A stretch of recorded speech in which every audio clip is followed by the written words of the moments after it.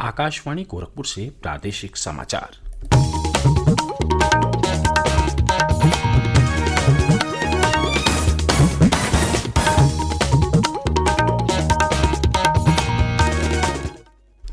नमस्कार, समाचार बुलेटिन के साथ मैं वेद प्रकाश पाठक।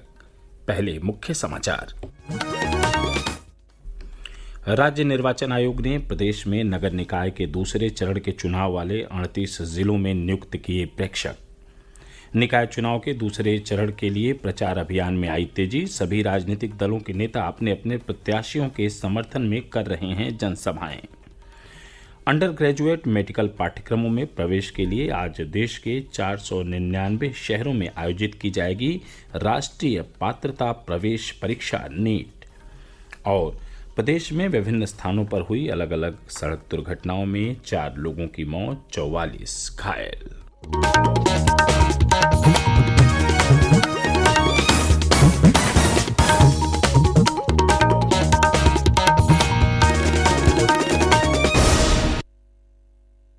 अब समाचार विस्तार से।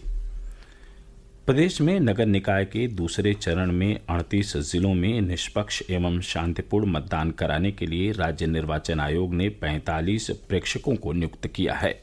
दूसरे चरण का मतदान 11 मई को होगा। नगर निगम वाले जिलों में 2-2 व अन्य जिलों में 1-1 प्रेक्षक नियुक्त किए गए हैं। राज्य निर्वाचन आयुक्त मनोज कुमार ने प्रेक्षकों को अपने तैनाती वाले जिलों में पहुंचकर मतदान की समुचित तैयारियों की समीक्षा कर रिपोर्ट आयोग को उपलब्ध कराने के निर्देश दिए हैं।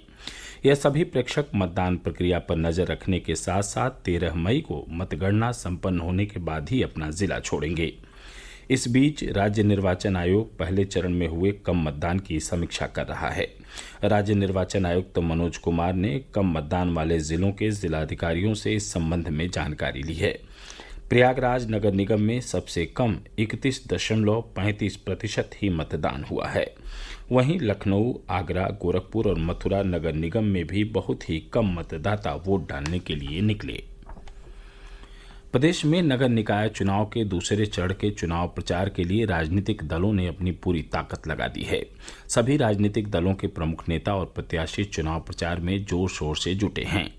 भारतीय जनता पार्टी के वरिष्ठ नेता और उप मुख्यमंत्री केशव प्रसाद मौर्य और ब्रजेश पाठक के साथ ही पार्टी के प्रदेश अध्यक्ष भूपेन्द्र सिंह चौधरी ने कल विभिन्न जनपदों में दौरा कर पार्टी प्रत्याशियों के समर्थन में प्रचार किया। उप मुख्यमंत्री केशव प्रसाद मौर्य ने कानपुर नगर और कानपुर देहात में जनसभाओं को संबोधित किया। श्री मौर्य ने कहा कि नगर निकाय में भाजपा की सरकार बनने से केंद्र, राज्य और स्थानीय स्तर पर ट्रिपल इंजन की रफ्तार तेज होगी। वहीं उप मुख्यमंत्री ब्रजेश पाठक ने इटावा और कन्नौज में पार्टी प्रत्याशियों के समर्थन में जनसभाएं की। उन्होंने कहा कि भाजपा की जन कल्याणकारी नीतियों के प्रति लोगों का विश्वास बढ़ा है। श्री पाठक ने कहा कि प्रदेश में योगी सरकार निष्पक्ष और पारदर्शी ढंग से कार्य कर रही है। भाजपा प्रदेश अध्यक्ष भूपेन्द्र सिंह चौधरी ने हापुड़, बुलंदशहर और अलीगढ़ में कार्यकर्ता सम्मेलन में भाग लिया। श्री चौधरी ने हापुड़ में भाजपा प्रत्याशियों को जिताने के लिए कार्यकर्ताओं के साथ बैठक की। उन्होंने कार्यकर्ताओं से भाजपा के विकास के एजेंडे को जन जन तक पहुंचाने के लिए कहा। उधर कांग्रेस, बहुजन समाज पार्टी, समाजवादी पार्टी समेत निर्दलीय प्रत्याशी भी अपने पक्ष में वोट करने के लिए मतदाताओं से अपील कर रहे हैं।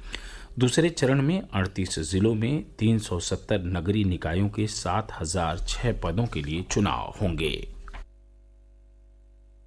गौतम बुद्ध नगर की जेवर नगर पंचायत में आचार संहिता के उल्लंघन के मामले में कल सपा, बसपा और निर्दलीय प्रत्याशियों के खिलाफ जेवर थाने में मुकदमा दर्ज किया गया है। इन सभी पर बिना परमिशन के ई-रिक्शा वाहनों से चुनाव प्रचार करने का आरोप है। सूचना और प्रसारण मंत्री अनुराग सिंह ठाकुर ने कहा है कि जब भी किसी फिल्म या शोध कार्य के माध्यम से द केरल स्टोरी जैसी फिल्में कुछ अनकही और झकझोरने वाली सच्चाई सामने लाती हैं, तब कुछ समूह असामान्य प्रतिक्रिया करते हैं। केंद्रीय मंत्री ने एक ट्वीट में कहा कि इस हताश और अराजक तंत्र ने जम्मू कश्मीर में पाकिस्तान प्रायोजित आतंकवादियों द्वारा हिंदुओं के नरसंहार को दर्शाने वाली फिल्म द कश्मीर फाइल्स के खिलाफ भी इसी तरह का माहौल बनाने की कोशिश की थी।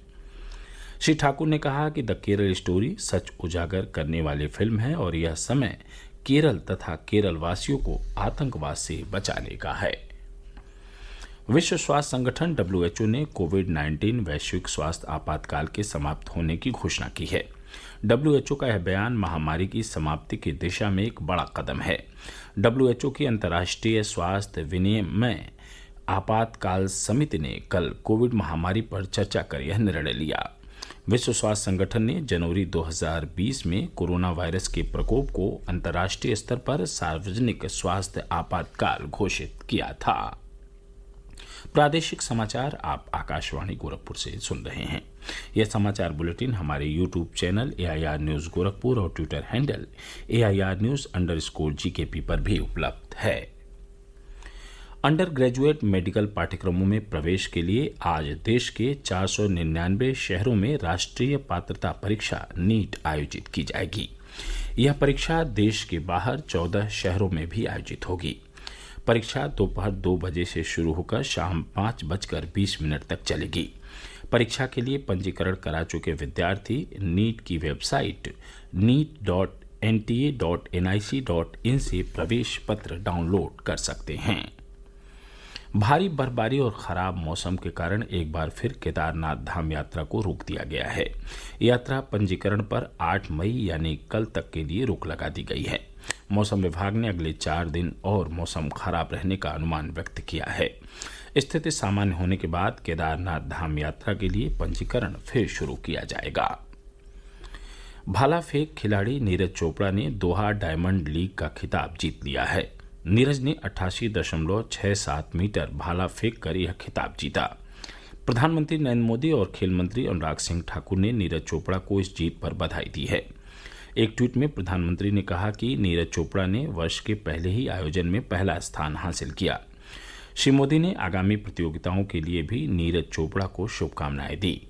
खेल मंत्री अनुराग सिंह ठाकुर ने कहा कि नीरज चोपड़ा ने दोहा डायमंड लीग में शानदार प्रदर्शन कर देश का मान बढ़ाया है। श्री सिंह ने कहा कि नीरज चोपड़ा सच्चे अर्थों में विजेता हैं और उन्होंने राष्ट्र को एक बार फिर गर्व करने का अवसर दिया है। मिर्जापुर जिले के 16 सामुदायिक स्वास्थ्य केंद्रों पर अगले सप्ताह से प्रेरणा कैंटीन शुरू हो जाएंगी। मुख्य चिकित्सा अधिकारी डॉक्टर राजेंद्र प्रसाद गुप्ता ने बताया कि राष्ट्रीय ग्रामीण आजीविका मिशन के तहत सामुदायिक स्वास्थ्य केंद्रों पर स्वयं सहायता समूह से जुड़ी महिलाओं के सहयोग से प्रेरणा कैंटीन चलाई जाएंगी। इसका उद्देश्य महिलाओं को स्वावलंबी बनाने के साथ स्वास्थ्य केंद्रों में आने वाले मरीजों और उनके तीमारदारों को परिसर में ही स्वच्छ, ताजा और सस्ता चाय नाश्ता उपलब्ध कराना है। प्रदेश में कल विभिन्न स्थानों पर हुई अलग अलग सड़क दुर्घटनाओं में 4 लोगों की मृत्यु हो गई और 44 लोग घायल हो गए। गौतम बुद्ध नगर में ग्रेटर नोएडा एक्सप्रेसवे पर एक तेज रफ्तार कार डिवाइडर से टकराकर पलट गई। इस घटना में एक ही परिवार के 3 लोगों की मौत हो गई। पुलिस सूत्रों के अनुसार कार में सवार लोग आगरा में एक शादी समारोह में भाग लेने के बाद दिल्ली लौट रहे थे। वहीं मिर्जापुर में पड़री थाना क्षेत्र के भरपुरा गांव के निकट एक कार का टायर फटने से कार अनियंत्रित होकर पलट गई। इस हादसे में एक व्यक्ति की मौत हो गई जबकि 4 लोग घायल हो गए। बलिया के रहने वाले ये सभी लोग मध्य प्रदेश के छतरपुर स्थित बागेश्वर धाम से वापस अपने घर बलिया लौट रहे थे। उधर आगरा में थाना खंदौली क्षेत्र के यमुना एक्सप्रेसवे पर कल सवारियों से भरी एक निजी बस के खाई में गिरने से 40 यात्री घायल हो गए। इनमें से 1 दर्जन यात्री गंभीर रूप से घायल हुए हैं। पुलिस और स्थानीय लोगों की मदद से सभी यात्रियों को बस से बाहर निकालकर उपचार के लिए अस्पताल में भर्ती कराया गया है। पुलिस सूत्रों के अनुसार बस का टायर फटने के कारण यह हादसा हुआ। बस बिहार से यात्रियों को लेकर हरियाणा जा रही थी।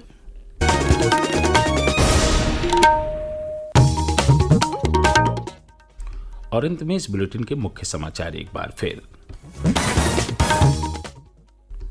राज्य निर्वाचन आयोग ने प्रदेश में नगर निकाय के दूसरे चरण के चुनाव वाले 38 जिलों में नियुक्त किए प्रेक्षक। निकाय चुनाव के दूसरे चरण के लिए प्रचार अभियान में आई तेजी। सभी राजनीतिक दलों के नेता अपने अपने प्रत्याशियों के समर्थन में कर रहे हैं जनसभाएं। अंडर ग्रेजुएट मेडिकल पाठ्यक्रमों में प्रवेश के लिए आज देश के 499 शहरों में आयोजित की जाएगी राष्ट्रीय पात्रता प्रवेश परीक्षा नीट। और प्रदेश में विभिन्न स्थानों पर हुई अलग अलग सड़क दुर्घटनाओं में 4 लोगों की मौत, 44 घायल। इसके साथ ही प्रादेशिक समाचारों का बुलेटिन समाप्त हुआ। नमस्कार।